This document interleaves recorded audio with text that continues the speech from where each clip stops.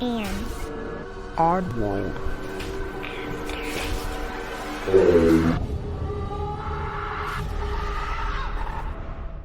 Hey oddballs, I'm your host Jensen, and welcome to episode 6. Today's going to be a great episode because 6 is my favorite number, and that is literally the only reason why I think today is going to be a great episode. So, anyhow, today we're going to learn about a Leo. I actually live with 2 of them, so we're going to see how real this actually is. Leo is generous, faithful, and a truly loyal friend. Born with a certain dignity and commitment to individual values. Born with the need to help others, they will do so even if it takes a lot of time and energy.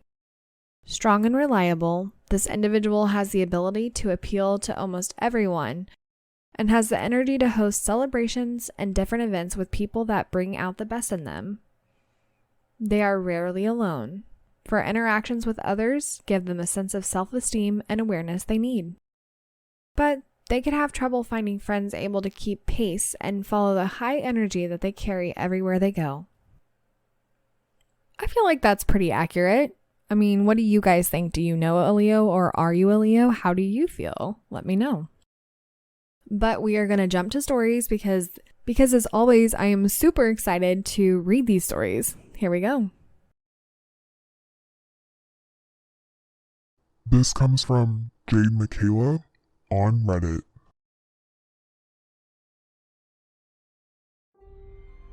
I have had several paranormal experiences in my 27 years of life, but the only one I'm about to tell is one that has always scared me the most.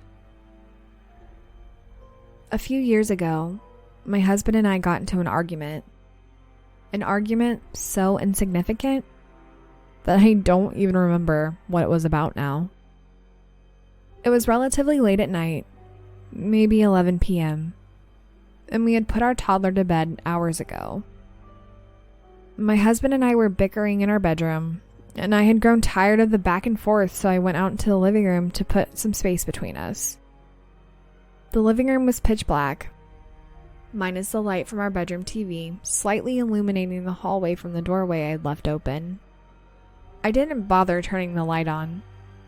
I just sat down in the recliner in the far corner of the living room, which was facing our bedroom.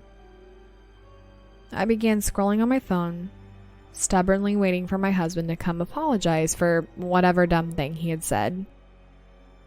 Only moments after I had retreated to the living room, I saw a figure walk out of our bedroom and stop in the hallway, facing me. I assumed it was my husband standing there, waiting for me to acknowledge his presence. I was still being petty though, and refused to look fully up from my phone. He for sure was standing there though, because the light from the TV in the bedroom was shining on the silhouette of the person. I could clearly see it in my peripheral. When I refused to look up after a few seconds, the figure cocked its head all the way to the left, as if studying me quizzically. At that point, a terrible feeling pooled in my stomach. I looked up, and I knew this thing was not my husband. It literally looked like a shadow standing there. No facial features, no obvious signs of hair or clothing. Its head was still cocked to the side, and though it had no eyes, it was looking at me. Out of fear and not knowing what to do, I turned the flashlight on my phone and shined it at the figure and yelled, "What are you doing?" Just on the off chance that it was my husband and I was being paranoid. But as soon as I shined my light directly at it, it was gone. It vanished right in front of me. I could still feel it though. I ran past where it had been standing to our bedroom, and my husband was on the bed, grumpily scrolling through his phone just like I had been minutes before. He looked up at me and must have seen the fear in my eyes. And when I asked him if he had come out into the living room, he of course said no. He jokingly added, "Why was someone out there with you?" But he no longer thought it was funny after I told him the story. Like I said, I have had quite a few paranormal experiences in my life, but this felt dark. I had never felt anything like it before, and I still haven't felt anything like it since. I don't like putting an uneducated label on things such as this, so I didn't want to call this thing a demon, but it has stuck with me all these years and still sends a chill down my spine when I think about it. I always feel like stories like this, when there is a argument or a situation of that kind of nature where it's just negative, I feel like the dark spirits always latch onto that and appear at that moment. It's kind of like lifting a veil with the negativity, like a negativity veil type of thing. Let's just put it that way.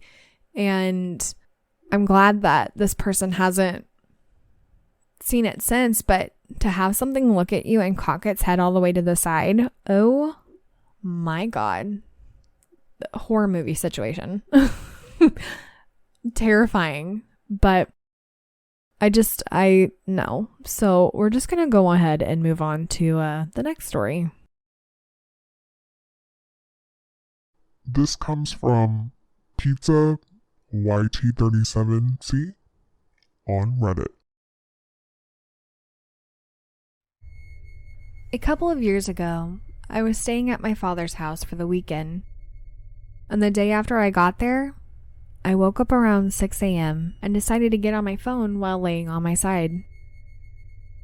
After a couple of minutes, I started hearing breathing from behind me. I froze in fear and continued to watch videos on my phone to make it think that I didn't know I could hear it. Not the best logic, but I was panicking and couldn't think of anything else. I stayed in the same position for so long that I couldn't feel my right arm. Then I saw a black figure walk out from my father's room, and after a few seconds, the breathing stopped. When I asked my father, he told me he hadn't left his room. But this was the first time it happened, and it still happens sometimes. I sometimes feel breathing at random points of the day.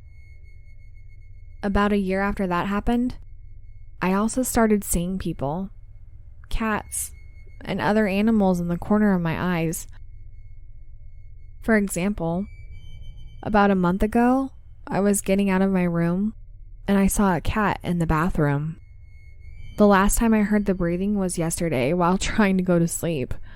I forgot to add that most of the times, the things I see disappear when I look at them, but I could look at the cat for some reason before it disappeared. I have almost even gotten used to it, and I'm not as scared as I was, because it's never tried to hurt me physically, but it's still really scary. Oh, that is so creepy. Seeing something is one thing, but hearing breathing, just like thinking about it, makes the hair on the back of my neck stand up and like gives me the chills down my spine. I can't even with that. But I hope you guys enjoyed today's episode. And well, it's an odd world after all. Imagine a person listening to a plain old podcast. Blah, blah, I'm a podcast. But it's just not doing it for them. If only there was a petty crime podcast to lift their spirits. Oh, wait, there is. Listen to Live, Laugh, Larceny on the iHeartRadio app, Apple Podcasts, Spotify, or wherever you get your podcasts. Oddballs, go follow us on It's an Odd World After All podcast on Instagram and Facebook. Also, give us a 5-star review on Apple Podcasts. If you have a story you would like to share, email us at it'sanoddworldafterall@gmail.com or message us on one of our social platforms. Don't forget to share us with your family and friends. And check out our website, it'sanoddworldafterall.com.